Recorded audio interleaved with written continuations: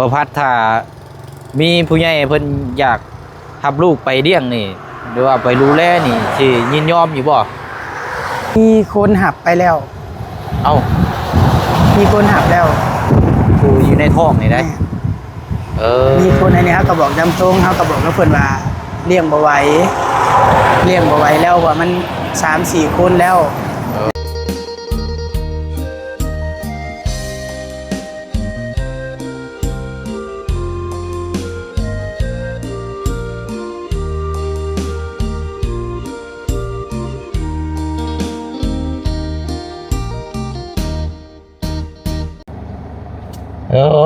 มันอย่างนี้งอมแงมอยู่บัดนี้พี่น้องเอ้ย ถือว่าเป็นอีกมุมนึงเนาะก่อนหน้า2 ปีที่ผ่านมาเราก็เคยมาสัมผัสอยู่นี่พี่น้องเนาะอยู่ณสถานที่เป็นอีกหมู่บ้านนึงก่อนหน้าเนาะแต่ว่าซุมื้อนี้ก็แต่ละครอบแต่ละครัวก็ได้ยกย้ายไปอยู่จัดสรรบ้านโพนสิมแล้วเนาะพี่น้องเนาะสิ่งที่เรามองเห็นในตอนนี้ก็เป็นกระตูบน้อยคอยทางเบาพัดเนาะหรือว่าทางเสาเมฆนั่นแหละพี่น้อยแต่ว่าสิ่งที่เรามองเห็นในตอนนี้ก็น่าจะเห็นในทางเบาพัดนั่งคายหมักม่วงแล้วก็หมากไฟหมักแง้วเนาะตามที่เห็นพี่น้อยก็เลยยังบ่ทันได้ฮอดจอดถึงจุดหมายปลายทางพาทางแม่น้องเปียวไปหาหมอเนาะพี่น้องเนาะไปตรวจสุขภาพถือว่ามื้อนี้ก็เป็นมื้อที่3แล้วเนาะครับสบายดีและสวัสดีพ่อแม่พี่น้องเบิดสู่คู่สู่คนพบเจอกันอีกคือเก่าคือเดิมพี่น้องเนาะก็พอดีเห็นทางบ่พัดนางคายมังม่วงเนาะของอยู่ของกินสิเวะถามไทยแล้วก่อนเนาะพี่น้องเนาะพอดีล่าสุดนี่ก็ทางมุเซียงก็เป็นสะพานบุญในทางแม่เจดีอยู่ทางต่างประเทศซื้อข้าวสารอาหารแห้งแล้วก็เนื้ออยู่เนื้อกินมอบให้เราเนาะหลังจากนั้นก็บ่มีเวลาเข้ามาเลยเนาะพี่น้องเนาะพอดีก็เพิ่มเติมมาก็ มีทางเอ้ยเนาะคนนึงเพิ่นได้ติดต่อมาทางบนแอปเพิ่นได้รับได้ชมคลิปนี่ว่าทางเสาเมฆเนาะกับทางบ่พัดนี่แหละว่าสิแยกย้ายกันว่าซั่นเนาะทางบ่พัดก็ว่าสิไปคบหาคู่กันกับตันแบบชายคือชายนะพี่น้องเอ้ยอันที่ว่ากันเนาะเพิ่นคบหาคุยกันแต่ว่าตอนนี้บ่ฮู้ว่าเป็นจังใดเนาะบัดนี้ก็เลยทางเสาเมฆนั่นท้องพี่น้อย4 เดือน5 เดือนนี่แล้วเนาะทางเอ้ยเพิ่นได้ทำได้ชมว่าบ่มีเงินมีคำซื้อข้าวซื้อน้ำกินแล้วลูกน้อยก็อยู่ในท้องบัดนี้พี่น้องเนาะเพิ่นเลยทางเอ้ยเพิ่นก็ได้ทำได้ชมว่าทางเสาเมฆถ้าบ่มีเงินดูแลลูกเต้าก็จำเป็นแล้วว่าซั่นพี่น้องเนาะถ้าผู้ใหญ่ทำได้ชมก็อยากอุปถัมภ์คำสู้เอาลูกไปดูแลกะอันนี้ว่าฉันเนาะตามที่เราคุยในก่อนหน้าแหละทั้งเอ้ยเพิ่นก็เลยอยากให้มาถามให้พี่น้องเนาะแต่ว่าก็ต้องถามว่าเป็นเพศหญิงนำบ่ฉันเนาะถ้าเป็นแบบผู้ชายเพิ่นก็ว่าบ่อันนี้นำเนาะก็มีแต่ว่าหั่นแหละพี่น้อยเฮาถามทั้งบ่พัดก่อนบัดนี้เนาะบ่ได้มาพบมาเจอแล้วนานเดี๋ยวลงไปหาแล้วก่อนเนาะ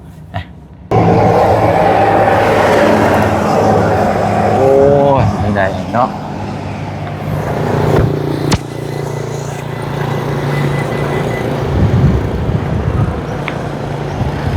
มื้อนี้นี่เห็นทีมงานทางเบาแสนบ้านเฮาเพิ่นว่าขึ้นบ้านขึ้นศาลน้องเตี้ยแล้วมื้อนี้พี่น้อยเนาะโอ้ยโอ้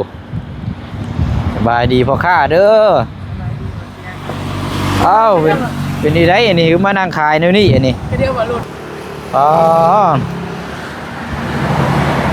ขายได้จะมือแล้วนี่พ่อพัดขายแต่โดนเลยบ่เสียอันนี้ได้เอาเนาะดีมีแห้งคือเก่าเนาะนั่งขายผู้เดียวบ่โดยพอดีสิแล้วพาแม่น้องเปียวลงไปหาหมอนี่กันเอาบ่สบายเกี่ยวกับ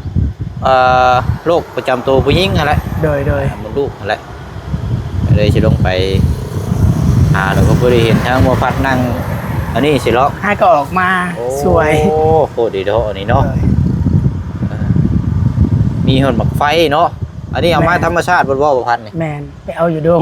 งบ่โดยกูผ่านอยู่บ่นี่ตัวนี้อยากออกสมหวานแน่ตัวนี้หวานๆพี่ยกหามาเบิ่งยกหาเลย โอ้คักแล้วนี่เนาะ แม่นแบบนี้หวานบ่เสียงออกหวาน อันหมักแง้วเลยจ้ะบ่ได้มีบ่ บ่มี ยังบ่ แม่นทั้งนี้มันบ่มี นอกจากเพิ่นขายมีแต่ซื้อเอาเพิ่นซื้อมาขาย อันชื่อว่ากับเขตนี่มีแต่หมากอันนี้เนาะ แม่น หมากไฟ โดย แล้วก็หมาก มะม่วง หมากม่วงเนาะ โดย หมากม่วงนี่เป็นหมากม่วงไข่บ่ แม่นมะม่วงไข่ โอ้อันนี้ลากมันจะบีหรือบ่นี่ ลากแล้วบ่เสียง โอ้พร้อมกินได้เลยนี่เนาะ โดย เพิ่นสะอาดอยู่นี่พี่น้องเนาะคักแล้วแบบนี้ แต่ว่าชุดลายที่เฮาซื้อบางนั่นก็เพิ่นบ่ได้ล้างได้ แม่น เหนียว เฮาต้องล้างออกแบบว่าเพิ่นซื้อขึ้นรถแล้วเพิ่นก็ต้องกินเลยบาง เพราะว่าเพิ่นก็ต้องกินอยู่แล้วนะเนาะ แม่น ดีแล้วล้างก่อนเนาะ โดย โอ้เนาะเป็นนี่ได้ขายอยู่บ่ ห้าก็ออกมายังห้าก็ได้ขายเงิน 30,000 กันมะม่วงบ่ โดย เฮ็ดถุงได้ซะนี่บ่พัด มะม่วงบ่ถุงละ10 ถุงละ10,000 โดย เดี๋ยวอันนี้นี่ได้ใส่ข้างในนี่เด้ แม่นมะม่วงต้น โอ้ตัวนี้ได้คืออยู่ตัวนี้เนาะ โดย ตัวนี้เอาเนาะเดี๋ยวบ่เชียงสิซอยเนาะอันเป็นจังได๋สะทางลูกเต้าไปใช้เบิดอันน่ะ อยู่เฮือนเพิ่นไปเสียงน้องบอมเพิ่นไปเสียงกับน้องบีมเพิ่นไปเสียงเรียน ใกล้สิเริ่มปิดได้นี่เนาะ แม่นเพิ่นเสียงขึ้นห้อง เสียงขึ้นห้องได้นี่ โดย ช่วงนี้ก็ดังคันว่าขาดเฮียนนี่บ่ได้ช่วงนี้นี่ แม่น ต้องเฮียนอย่างเดียวทางเสาเมฆเด้ อยู่เฮือน อยู่เรือนบ่ โดยเพิ่นบ่ได้ออกมาเพิ่นเมื่อยเพิ่นเลยบ่ได้ออก อยู่ ออกมาคนเดียว มาคนเดียวเนาะ โดย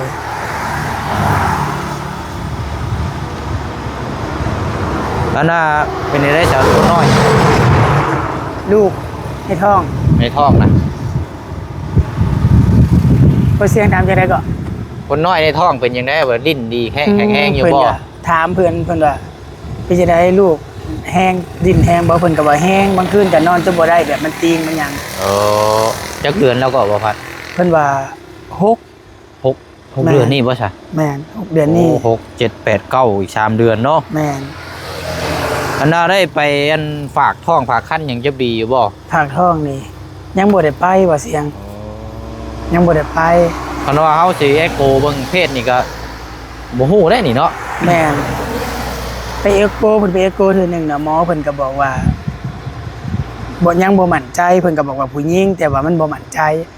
แต่ว่าเคยไปเอ็กโกมาเทื่อนึงแล้วบ่ แม่นเพิ่นไปเอ็กโกแล้ว แต่ว่าตามหลักนี่ก็4เดือนถึง5นี่ก็น่าจะเห็นเพศแล้วถ้าแต่เก่าค่ะว่าบ่เชื่องเนาะ เพิ่นไปเอ็กโกตอน4เดือนเพิ่นบอกว่าแบบมันเอาแข้งหนีบไว้เด้ขาหนีบไว้ แบบปิดไว้ได้เนาะ แม่นแต่เพิ่นก็บอกว่าหากเป็นผู้หญิง แต่ว่าผู้หญิงเนาะ แม่นแต่เพิ่นก็บ่มั่นใจปานใดแต่ยังอยากไปเอ็กโกใหม่อยู่ทางเมืองคายเครื่องได้เลย แม่นั่นแหละเนาะ โดย โดย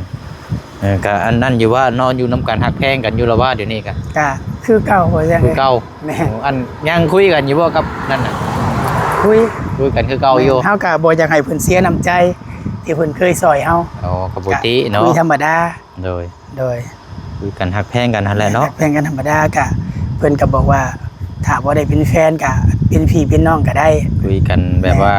มันคนเคยหูจักกันแหละเนาะ แม่นเฮาเคยรู้จักกันแล้ว บ่เป็นหยังหรอกเนาะดีแล้วเนาะ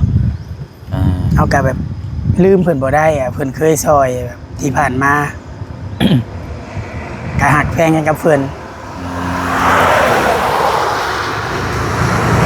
ดีแล้วเนาะเบิ่งคุยกันไปเนาะ เมื่อกี้นี่เพิ่นก็โทรมาก็ร่วมกันกับเพิ่นพอดีบ่เสียงลงมา โดย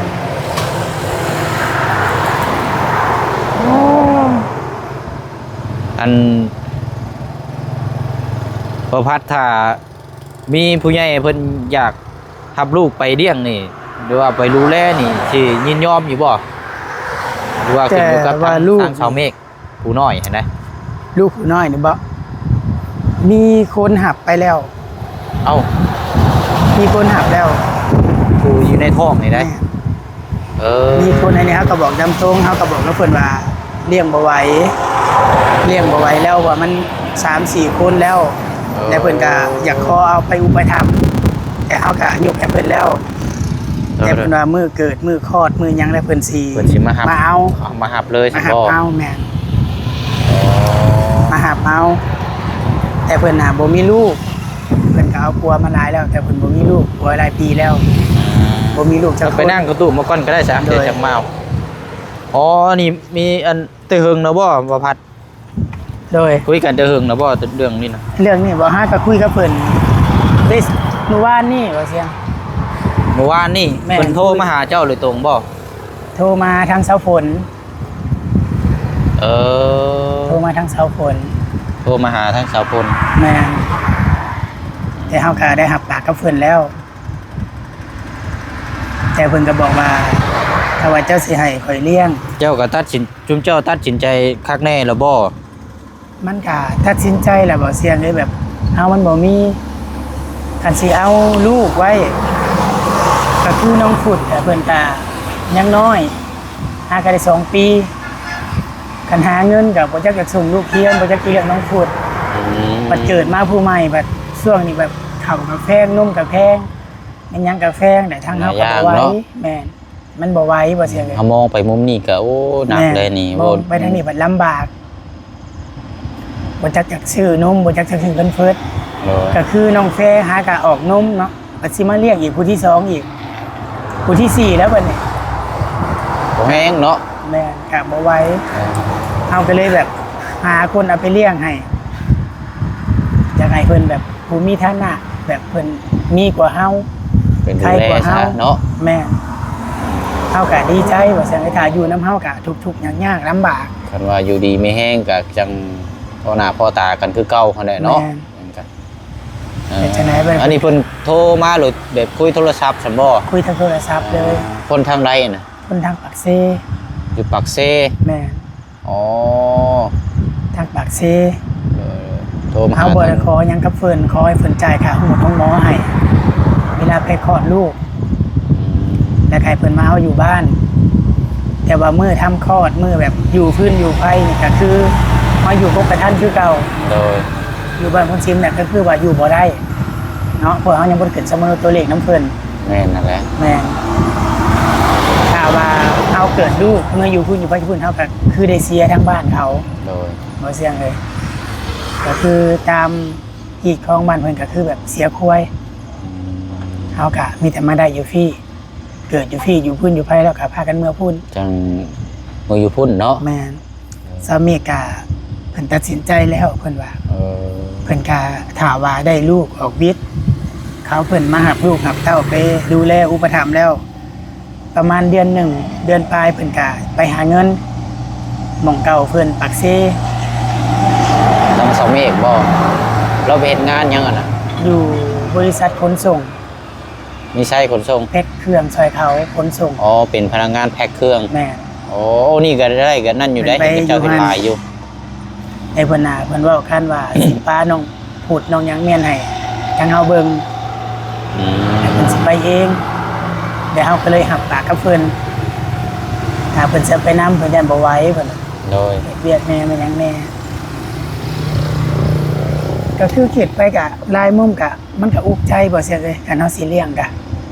มันบ่มีก็คือแบบนี้แหละเฮาก็หาก็ได้ลงกับเพิ่นเมื่อวานนี้ คุยกันโดยตรงแบบมันเรียบร้อยแล้วนี่น่ะเนาะ คุยกันเรียบร้อยแล้วตกลงกันเรียบร้อยแล้ว ตัดสินใจเรียบร้อยแล้วเนาะ แม่นแต่จี้เฮาก็เว้าในช่องเสาหลาอยู่ที่ว่า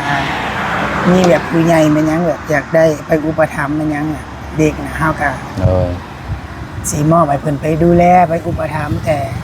มันก็บ่มีไผติดต่อมาเนาะเราก็เลยไปปรึกษาน้ำสาวผลว่าสาวผลหาเพิ่นสิรู้คนเราก็เลยสาวผลก็เลยหาติดต่อให้ถามให้เขาก็บ่ได้ขอหยังหลายขอแต่ว่าจ่ายค่าหมดลงหมอให้แล้วก็มาเอาเด็กไปเลย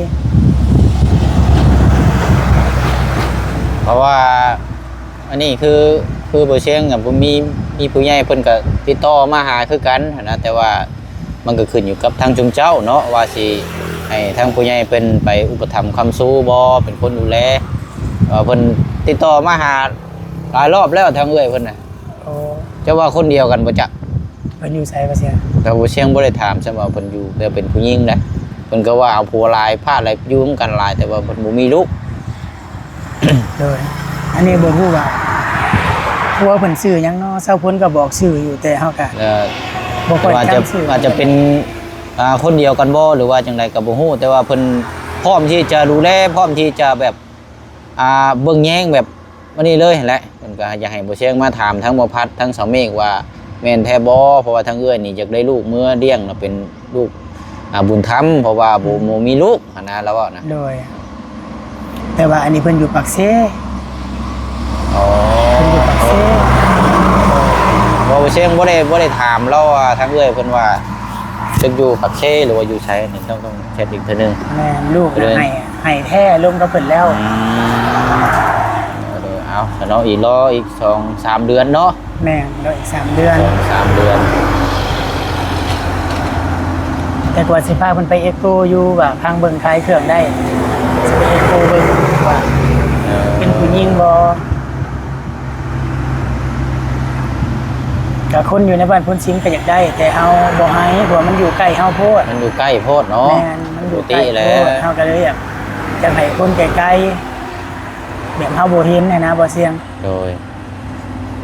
อยู่พ้นชิมเพิ่นก็อยากได้ไปเลี้ยงอยู่กับคนฮู้จักนั่นแหละฮู้จักกับนางเมฆฮักเพิ่นแต่เฮาบ่ให้ ที่ว่าสิเป็นในใดก็อยากให้ลูกเขาทุกข์ไกลๆแบบมองโบเห็นนะถูกเนี่ยเขาก็โบเห็นลำบากเขาก็โบเห็นนะว่าจังซี่ซะ คันว่าไปหม่องไกลก็ใครแน่เนาะคันว่ามีบุญวาสนาไปเยี่ยมไปยามเนาะ แม่คันว่าเฮามีเนาะคันว่าเฮามีเฮาพออยู่พอกินเฮาก็อยากเลี้ยงอยู่บ่เสียงเลยลูกนะแต่คิดมาคิดใส่สภาพแล้วก็มันลำบากเขาก็เลยนั่นบ่ได้ 3บ่คือ4 คน คันออกมาพวกนี้กับคันเลี้ยงก็สี่ เป็น4แล้วเนาะ คน ว่าผู้นี้น้อยหาก็เลิกนมจากแม่บ่ แม่นหาก็เลิกวางเดือนหนึ่งนี่ แต่มาภาษีมาเลี้ยงอีกผู้ที่สี่วันนี้ตายเลยบ่เสียงเลย หาเงินก็ เลี้ ยาย ง ก เท่าลูกคือเพิ่นว่าสมัยนี้นั่นเฮาเว้าได้ตรงเลยเลี้ยงลูกด้วยเงิน แม่มีแต่ พอ เงิ บ่ น มีเงินนี่ก็หนักน่ะ แต่เมื่อก่อนน่ะเลี้ยงน้องบอมน่ะนุ่มเล็กตัวเย็นนุ่มเล็กน้อยน่ะ50,000วันนี้กล่อง100,000หา เพิ่มไปเรื่อยๆเนาะ แม่ตอนเลี้ยงน้องขุนน่ะกล่อง100,000หาแล้ว แต่ตอนนี้เขาก็บ่ฮู้ว่าเท่าใด โดย เขาก็บ่ไหวหนึ่งมาน้ำก็น้ำหัวเชื้อบัดแพนเฟิร์ส มันมีแต่แนวของจำเป็นต้องใช้เนาะบัดมันแบบแพง มีแต่แนวแพงๆบ่เสียงมาคิดไปคิดมาก็ให้เพิ่นเอาไปดีกว่า เอาซะเนาะก็จังไดเนาะคนเฮามันเลือกเกิดบ่ได้พี่น้องเนาะแต่ว่าก็ไปในทางที่ดีเบิดนั่นแหละเนาะมีหยังหลอกพี่น้อง แต่ว่าเฮาคิดว่าเอาไปอยู่น้ำเพิ่นนี่คิดว่าใครกว่าอยู่น้ำเฮาก็แซ่เลยบางทีอนาคตฝากหน้าลูกเฮาแบบห่างมีก็มีอยู่น้ำเพิ่นเนาะเพิ่นก็เอาไปอุปถัมภ์กับซ้ำลูกเพิ่นผู้หนึงแหละ โดยทำลูกแล้วเพิ่นก็เอาไปดูแลแล้วก็เนาะโดย นำบ่จักแนวเฮ็ดแหละก็คือแบบอยากเลี้ยงลูกเนี่ยมาคิดทางไปหาเงินก็ลำบาก หาเงินก็ลำบากหามากับบ่จักสิลูกแน่หลายคนเฮียนแน่เอาคิดไปคิดมาแล้วอุ๊บบ่เสียงเลย มันหลายแล้ว แม่ หลายว่าละนี่หลาย คือน้องบอมมาแล้วก็น้องบีมแล้วก็น้องพูดบัดนี้เรียนกันมาเลยบัดนี้ออกมาอีกบัดนี้น่ะโอ้ยจักสิว่าแนวใดต่อไปมันสิบ่สำลูกกับผู้หน้า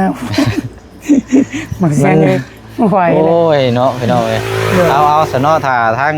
ครอบครัวตัดสินใจแล้วก็ดีเบิดนั่นแหละเนาะ แม่ เพราะว่าเพิ่นรับไปเพิ่นก็ไปดูแลเป็นลูกบุญธรรมอย่างอันนี้เนาะเพิ่นก็บ่ได้ว่าเอาไปอันนี้เอาดีแล้วเนาะก็ว่ามันก็เฮาไปแล้วเฮาก็เพิ่นเอาไปเพิ่นก็เพิ่นดูแลเนาะก็ซ้ำลูกเต้าเพิ่นหั่นแหละไอ้พี่ก็เฮาก็อยู่ก็คือเว้าหั่นแหละเนาะการกินการอยู่พี่น้องเอ้ยเนาะถ้าทำนั่นและสนอประพัดเนาะ โดย อันนี้ก็จะเป็นจุดที่ว่าเคยอยู่แต่ก่อนนี้ อันนี้เนาะนี่ละประตูแต่ก่อนก็อยู่นี่ละแถวนี้ก็นี่ก็โยกย้ายไปพุ่นเบิดแหละเนาะมาชนะเดี๋ยวไปเชียงสีซอยสนับสนุนหมากม่วงมาพี่ก่อนก็ได้บาทนี่บ่ได้เข้าไปพุ่นแล้วว่าสิเข้าไปหาว่าเฮือนอยู่หักมันบ่ว่างต้องเบิ่งก่อนว่ะก็เลยแวะมาเลยเห็นนางขายอยู่นี่เอาเดี๋ยวหมากม่วงอันนี้ ขายราคาเดียวเบิดบ่ แม่นบ่เสียง เอาบ่เชียงเอามะม่วงอันนี้แหละแล้วก็มะม่วงไข่เดี๋ยวเอาไปฝากทั้งแพทย์หมอเพิ่นก่อนพี่น้องเดี๋ยวเพิ่นกินน้ำกันเอาอันนี้โดดมะไข่นี่ก็ซิปคือกันบ่ แม่บ่เสียง โอ้ นี่ตัวนี้สิออกหวาน เห็นบ่ 2เหมือนแม่นพอกินแต่อันนี้ ก่อน สิอ จ้ะ อก เนาะ สุกๆหน่อยนึง มะไฟธรรมชาติเนาะอืมหวานบ่ได้ซื้อขนมมาครับบ่ได้ให้เด็กน้อยเอาอันนี้เอา2ถ้วยก็ได้บ่พัดเด้อในการเอานี่2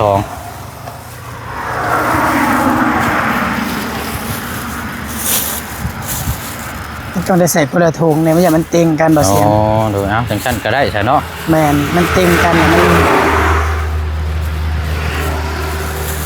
เบิดบ่มื้อนี้นะชาติเก่านี่ ชาติเก่าเบิด แบบนี้ได้ แม่น โอ้ดู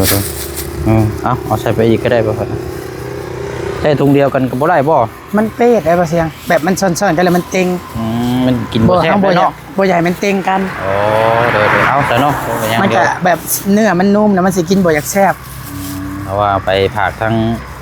เพชรอยู่ของหมอคนก่อนไปหน่อยเจ็กถุงแล้วเฮาเนาะ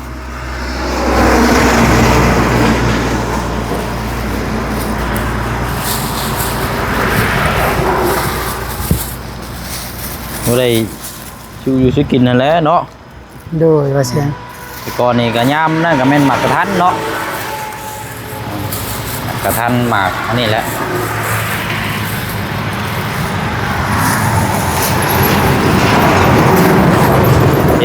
เอาเนาะตัวใดเฮา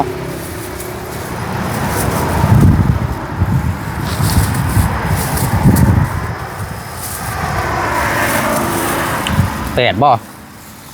70บ่ว่าเสียง บ่ โดย ไปเอาไว้ในรถไปแล้วพี่น้อง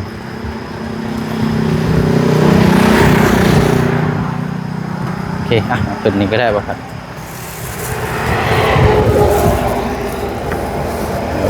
เอาเห็นว่ามันเต็งก่อนยังมันเละมันก็บ่แซ่บเนาะ แม่น โดยเอาอันนี้บ่ทอนก็อย่าเด้อ โดย ให้กำลังใจเด้อมาเด้อ โดยผมขอบใจนำบ่เสียงหลายๆเด้อบ่เสียงเด้อให้อยู่ดีมีแรงให้สุขภาพเข้มแข็งตลอดไปจังได๋การเนาะเรื่องเด็กน้อยเฮาก็ขอโทษขออภัยนำพ่อแม่พี่น้องทุกผู้ทุกคนเนาะทางบ่พัดกับสาวเมกาเลี้ยงบ่ได้อะลีก็เลยจำเป็นให้ผู้ห่างจากนี้เพิ่นเอาไปลุกไปทำคำสู่ซอย ขอโทษขออภัยเด้อพ่อแม่พี่น้อง เอาเนาะบ่เป็นหยังหรอกเนาะเฮาเว้าในเหตุในผลมันก็เฮาเลี้ยงบ่ได้แต่ไปสิมาเลี้ยงซอยเฮาแม่นบ่ล่ะ แม่น มันก็ต้องจำเป็นให้ผู้เพิ่นที่พร้อมที่จะดูแล โดย ก็ดีแล้วเนาะแต่อยู่นำเฮาเขาคิดว่าเฮาบ่นั่นก็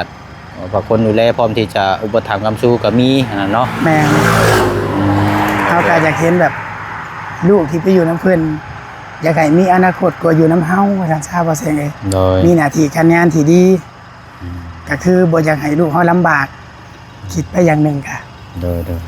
ก็คือ3คนนี่ทางเฮาก็เลี้ยงเอาใหญ่แล้ว แม่นนั่นแหละ โดย แม่มากให้เป็นเพียงพอเลี้ยงแม่เนาะว่า โดย แล้วป้าสนอมีวันเวลานั่นเดี๋ยวบ่เชิงสิเข้าไปเยี่ยมยามในหมู่บ้านพุ่นแหละเด้อ โดย เอาเดินทาง ข ก่อ อน บใจด้วยบ่เสียงสบายดี เอาเนาะว่าสิได้คนแรกวันนี้พาแม่น้องฟิวไปหาตรวจสุขภาพอีกก่อนเอาตายเบิดไปไว้เนาะบ่พัดเนาะเด้อเอาเนาะสบายดีเด้อเด้อเนาะเอานั่นแหละพี่น้อยเนาะก็แวะเยี่ยมยามทำข้าวเนาะเพราะว่าก็มีทางเอ้ยเพิ่นติดต่อมาได้พี่น้อยเนาะก็ได้ครับในชมในคลิปแล้วเนาะก็ได้นะครับได้คลิปแล้วก็ได้ชมพอดีกลับมาวันนี้ก็ได้คำตอบน้ำกันแล้วกันนี่แหละพี่น้อยเราก็ว่ามีผู้ใหญ่มากล่าวมาบอกมาไหว้แล้วว่าจะเอาลูกไปอุปถัมภ์คำสู้เนาะมาอยู่ปากเซ่ป่ะสันเอาค่ะนี่แหละพี่น้องเนาะคนเฮามันเลือกทางเกิดบ่ได้ก็บ่เป็นหยังเนาะพี่น้องเนาะก็เป็นกำลังใจให้ทั้งสองฝ่ายอยู่ใส่ก็ได้พี่น้องเนาะขอให้อยู่ดีแม่งอยู่เย็นเป็นสุข อิ่มท้องอิ่มไส้เนาะใส่ก็ได้พี่น้องขอได้ให้เบิ่งแยงบ่ปะบ่ทิ่มกันเนาะเอาอะไรเนาะนี่สิได้เดินทางพอแล้วบัดนี้พี่น้องเนาะพบเจอกันพอละอยู่ห้องหมอแม่น้องเปียวไปก่อนเนาะเพิ่มเติมจังได๋ก็จังว่ากันบัดนี้เนาะคลิปนี้ลาไปอีกคือเก่าคือเดิมเด้อพี่น้องเนาะพบเจอกันในคลิปหน้าเนาะบ๊ายบายเด้อพี่น้องเด้อสวัสดี